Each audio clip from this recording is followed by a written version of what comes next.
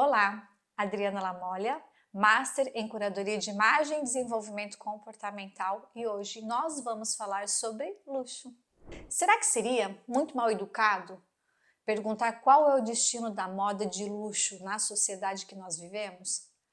É que houve um tempo em que a moda não fazia furor no mundo intelectual, como já afirmou o nosso amado filósofo Gaius Lipovetsky. Mas a moda, muito assanhada, ela invadiu novas esferas. E mesmo sendo loucura, amamos saber o que rola neste mundo. Afinal, a moda é sempre os outros, o que os outros usam, o que eles compram, como os outros se vestem, se comportam, o que está mais em voga, quem são as doidivanas da vez que compram compulsivamente e por aí vai. Pauta é o que não falta. E quanto ao luxo? De tempos em tempos, o luxo procura dar as caras de forma sorrateira, menos distante e mais íntima, dando uma falsa sensação de acessibilidade e, consequentemente, um quê de trivial. Isso se dá de diferentes formas e uma delas é de se alimentar da cultura das celebridades. Vamos primeiro definir celebridade. Tirando o fato de que significa também uma celebração, a outra definição diz que celebridade é uma qualidade de quem é célebre.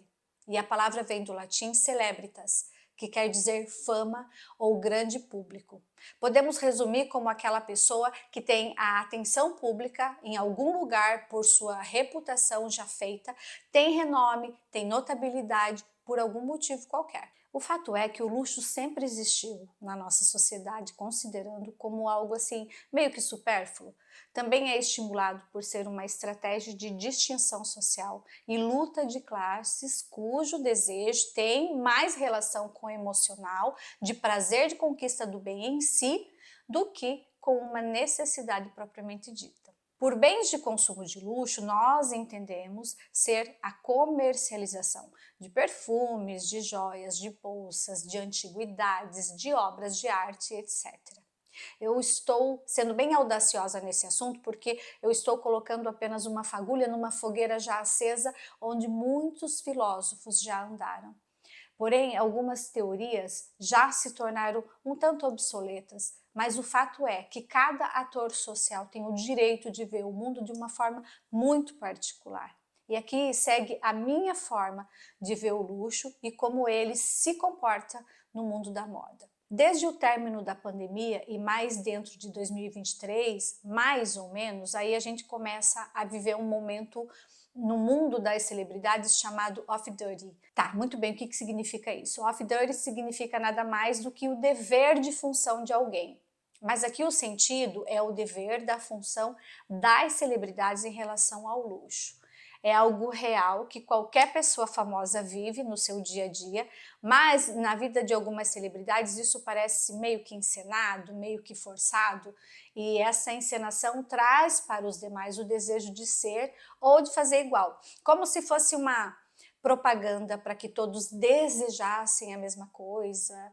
É mais ou menos isso. Antigamente, ali, anos atrás, o red carpet, ele trazia imagens perfeitas, de pessoas perfeitas, com composições perfeitas, inserindo neste contexto marcas de roupas, de joias e lançando ali tendências que reverberariam para os demais amantes da moda. Mas no cotidiano, essas celebridades não tinham um papel tão imenso e notório como se tem hoje. A pergunta que passou a ser feita é: mas o que eles realmente usam no dia a dia? Do que eles gostam nos momentos de lazer? O que eles fazem, o que eles comem, que esportes praticam, onde vão quando não estão atuando.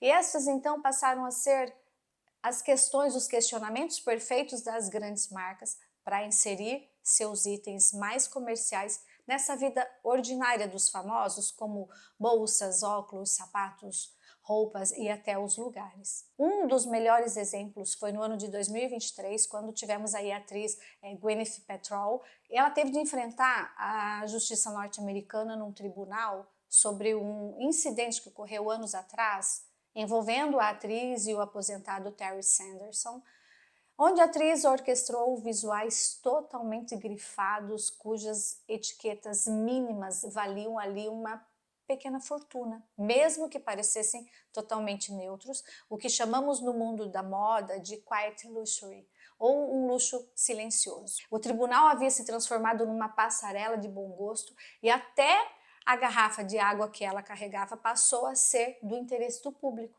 pela marca e pela delicadeza com que ela segurava o objeto.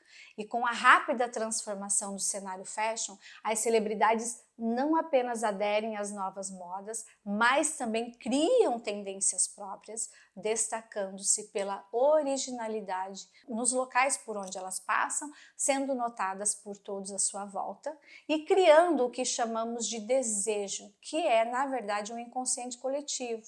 E desde marcas de café até as roupas de ginástica, seja uma estética banal ou o hors concours do glamour, muitas celebridades passam pelas ruas com aqueles olhares pouco amigáveis, cheios de não me toque, o que não deixa de ser algo aspiracional também para a maioria das pessoas. Afinal, intimidade alheia parece ser sempre mais interessante. Óbvio, né? Então, o que nós aprendemos com tudo isso?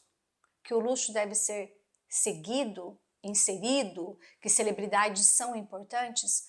Não vamos olhar por o outro ponto de vista, vamos pensar no luxo por 3 pontos diferentes, tá? Que na realidade são 3 perguntas. A primeira: o luxo é realmente acessível? O que você me responderia se eu lhe perguntasse se o luxo é para todos?